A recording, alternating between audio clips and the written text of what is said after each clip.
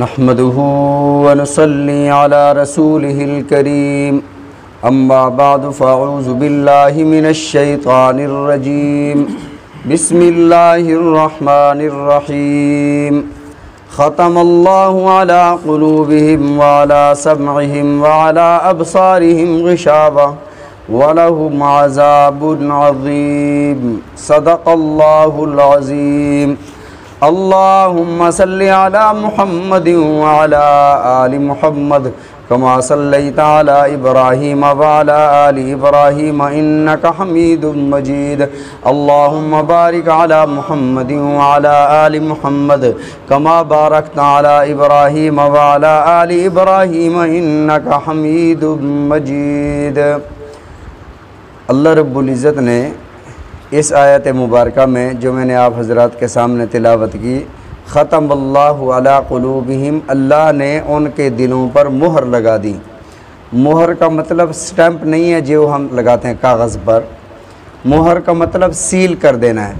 جس طرح کسی دکان کو سیل کر کے اس کے تالے کے اوپر مہر لگا دیتے ہیں، اب نہ اس کے اندر کوئی چیز جا سکتی ہے نہ اندر سے باہر کوئی چیز آ سکتی ہے۔ دلوں پر مہر ایسے لگائی کہ نہ ان کے دلوں سے کفر باہر آ سکتا ہے نہ باہر سے ہدایت ان کے دلوں میں جا سکتی ہے۔ اس کے لیے 3 لفظ ارشاد فرمائے، کفر، اقفالها، اقفال سب سے اعلیٰ درجہ اقفال کا ہے، کفر لگا دیے، یہ بھی قرآن پاک میں ہے کفر کا لفظ۔ اور ایک لفظ ہے یہ جس طرح ختم اللہ علی قلوبہم، اور اسی طرح ایک لفظ ہے بل طبع اللہ علیہا بکفرہم، اللہ نے ان کے کفر کے بسبب ان پر مہر لگا دی۔ سب سے پہلا درجہ کفر کا، دوسرا درجہ طبع کا، اور تیسرا درجہ ختم کا، مہر لگا دی۔ اس اعتراض یا اشکال کا جواب ہو گیا کہ جب مہریں اللہ نے لگائی ہیں پھر انسان پر الزام کیوں ہیں؟ اس کا جواب میں نے عرض کر دیا تھا۔ البتہ یہاں پر اللہ رب العزت نے قلوب کا لفظ ارشاد فرمایا۔ قلوب قلب کی جمع ہے، قلب دل کو کہتے ہیں، اور قرآن پاک میں جہاں جہاں قلب کا ذکر ہے وہاں وہاں قلب جو ہے اس کا تعلق فہم سے، سوچ سے، عقل سے ہے۔ یعنی قلب دل کے بارے میں اللہ نے 3 لفظ ارشاد فرمائے، قلب، صدر اور فؤاد، افئدہ۔ قلوب قلب کی جمع، اس کا تعلق سمجھ، فہم اور سوچ سے ہے، اور اسی کو اللہ نے فرمایا لہم قلوب لا یفقہون بہا، ان کے پاس دل تو ہیں لیکن یہ سمجھتے نہیں ہیں، اس دل سے سوچنے اور سمجھنے کا کام نہیں لیتے۔ اور دوسری جگہ ارشاد ہوا ان فی ذلک لذکری لمن کان لہ قلب، فرمایا نصیحت اسے فائدہ دیتی ہے جس کے پاس دل ہو، دل تو سب کے پاس ہے، لمن کان لہ قلب، جس کے پاس دل ہو۔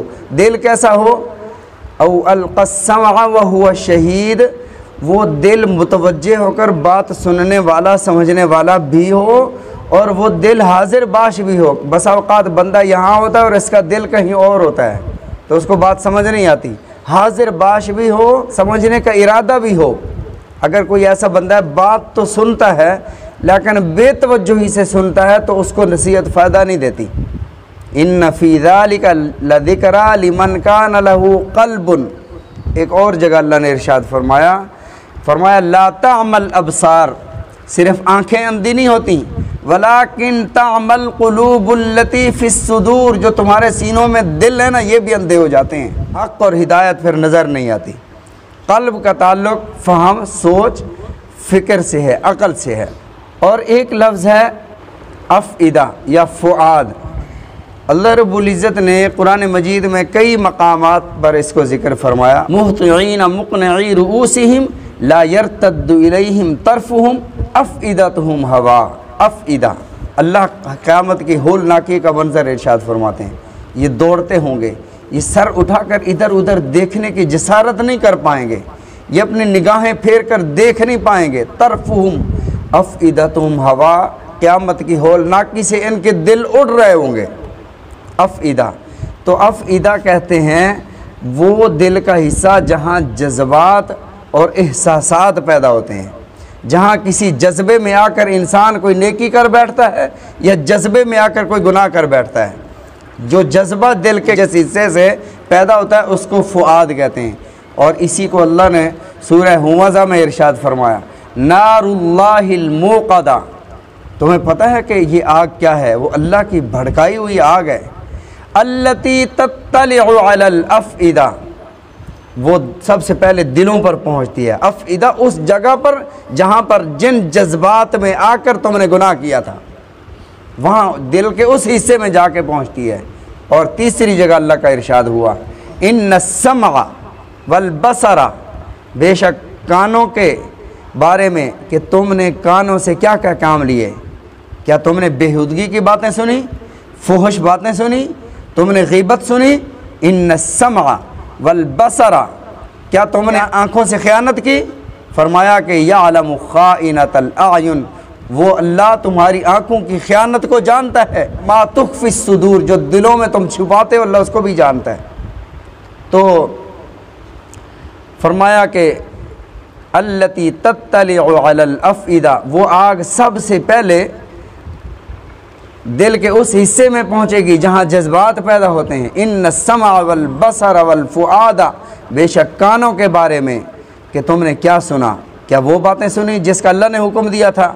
فرمایا والبصر، کیا دیکھنے کی قوت، دیکھنے کی صلاحیت وہاں استعمال کی جہاں اللہ نے حکم فرمایا، یا وہاں سے رک گئے جہاں سے اللہ نے منع فرمایا؟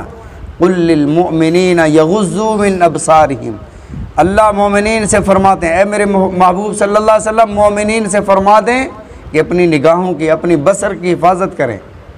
فرمایا کہ ان السمع والبصر والفؤاد، دل سے، دل کے اس حصے سے جہاں سے جذبات اور احساسات پیدا ہوتے ہیں، کل اولئک کان عنہ مسئولا، قیامت کے دن ہر ایک سے سوال کیا جائے گا، کانوں کے بارے میں، آنکھ کے بارے میں، دل کے بارے میں۔ اور یہی تین چیزیں ہیں جو حق اور ہدایت کو قبول کرنے کا ذریعہ بنتی ہیں، اور یہی تین چیزیں ہیں جو گمراہی کا سبب بنتی ہیں۔ اور تیسری چیز ارشاد فرمائی صدر، صدر دل کو کہا جاتا ہے۔ صدر دل کا وہ حصہ جس میں کیفیات بڑھتی یا گھٹتی ہیں۔ بس اوقات ہم کہتے ہیں کہ میرا دل کر رہا ہے کہ ایسے کر لوں، دل کر رہا ہے یہ نہ کروں، یہ وہ کیفیت ہے جو صدر کے اندر پیدا ہوتی ہے۔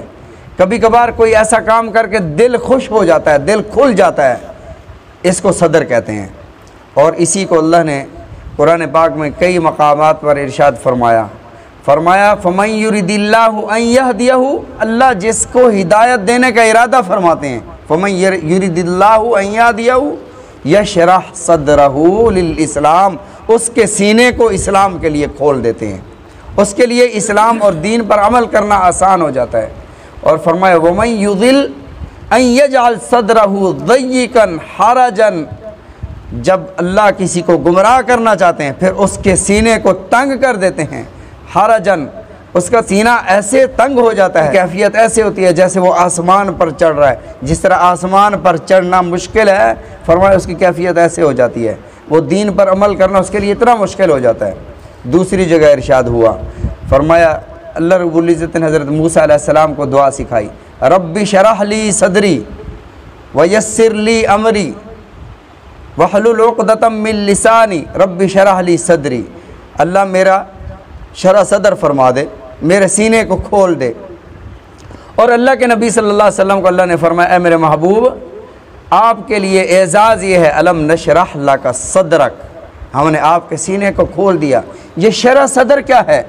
اور اسی کی تعریف اللہ نے قرآن پاک میں ارشاد فرمائی، فرمایا فَهُوَ عَلَى نُورٍ مِّن رَبِّ، شرح صدر اللہ کی طرف سے ایک نور ہے جو بندے کو عطا کیا جاتا ہے، جس سے پتہ چل جاتا ہے یہ حق ہے یہ باطل ہے۔ یہ تو اللہ رب العزت نے یہاں پر ارشاد فرمایا ختم اللہ علی قلوبہم، اللہ نے ان کے دلوں پر مہر لگا دی، ان کے دل سیل کر دیے، دل حق اور ہدایت کو سمجھتے نہیں، کفر ان کے دلوں سے نکلتا نہیں، اب یہ حق انہیں نظر نہیں آتا، मुहम्मदुर रसूलुल्लाह सल्लल्लाहु अलैहि वसल्लम के पाकीज़ा अखलाक इन्हें नज़र नहीं आते, इनके कानों पर अल्लाह ने मोहर लगा दी, हक़ सुनते नहीं हैं। वाला अबसारिहिम गिशावा, और इनकी आँखों पर पर्दे डाल दिए। आँख को आइन कहा जाता है अरबी में, अलम नजअल लहू आइनैन, अल्लाह ने फरमाया क्या मैंने तुम्हें दो आँखें नहीं अता की, व लिसान व शफ़तैन, तुम्हें ज़बान भी दी फिर दो होंठ भी दिए। अगर होंठ ना होते तुम तलफ़्फ़ुज़ हुरूफ अदा ना कर सकते। मैं कहता हूँ कि कोई बंदा अलिफ कह कर दिखाए बग़ैर होंठों को हिलाए, मीम कह कर दिखाए, मोहम्मद तो दूर की बात है, अल्लाह का अलिफ भी नहीं अदा हो सकता, मोहम्मद सल्लल्लाहु अलैहि वसल्लम का मीम भी अदा नहीं हो सकता। मीम होंठ ना हिलाओ तो मीम नहीं बनता।